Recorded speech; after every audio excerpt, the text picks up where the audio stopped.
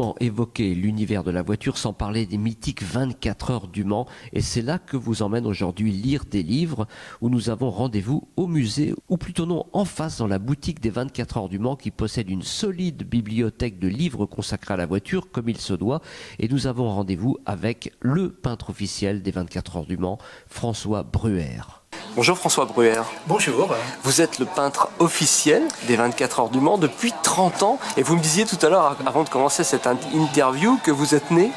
Eh ben oui, je suis né un jour de course, un jour de 24 heures. Mais pas n'importe lequel, vraiment le jour de la course. Absolument, donc c'est vraiment ma destinée. C'est pas destiné. Donc vous avez évidemment participé à des tas d'ouvrages avec vos peintures qui sont connues dans le monde entier.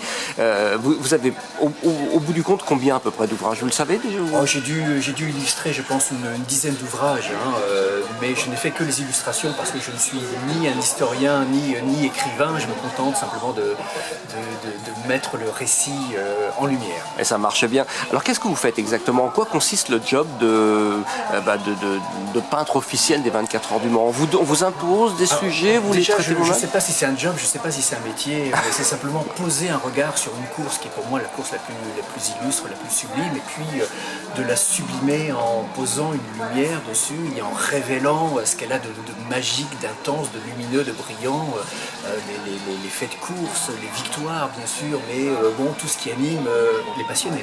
Comment vous travaillez? Vous allez sur la piste, vous avez pris des photos et vous travaillez à partir des photos. Comment vous bossez exactement? Pour moi, c'est pas seulement un travail sur le terrain, parce que certes, je suis né sur la piste, certes, chaque année, je suis derrière les barrières, en train de regarder les voitures, parler avec les pilotes, les techniciens, tous les gens, tout le public, mais c'est simplement s'imprégner de cela, écouter, c'est les odeurs, c'est les vibrations, c'est la lumière au petit matin, enfin, c'est un travail qui doit vous pénétrer profondément, et ensuite, dans mon atelier, dans mon studio, je vais tâcher de restituer les moments forts, enfin tout ce qui a pu me faire vibrer pendant la course.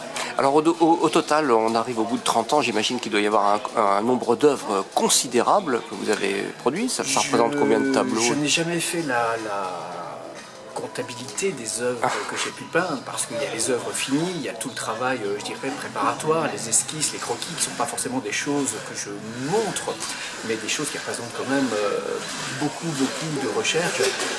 Mais je dirais que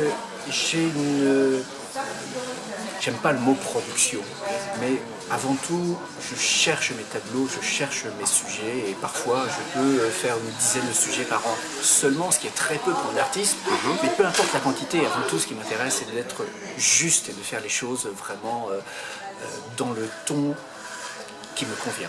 Alors aujourd'hui, vous présentez, parce qu'on n'en a pas vraiment parlé, mais vous présentez deux œuvres en exclusivité que vous venez de finir. Vous avez fini hier ou avant-hier, je crois que vous disiez, c'est ça? Absolument.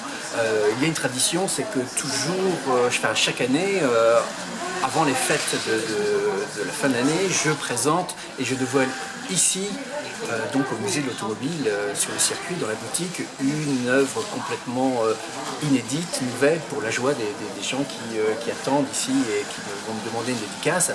Donc voilà, aujourd'hui je viens présenter cette œuvre qui illustre donc la dernière victoire de Ford au Mans en juin dernier, au travers de cette Ford GT qui a gagné dans sa catégorie. Donc c'est pour moi, je crois, une voiture extrêmement intéressante, extrêmement marquante, puisqu'elle commémore aussi le 50e anniversaire de la première victoire de Ford au Mans.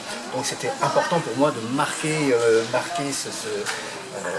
cette empreinte-là. Et puis je pense que la voiture est belle, je pense que la voiture est vraiment intéressante. Et là, dans cette ambiance de tombée de nuit, là, je pense qu'on peut percevoir, on peut ressentir dans les gradins.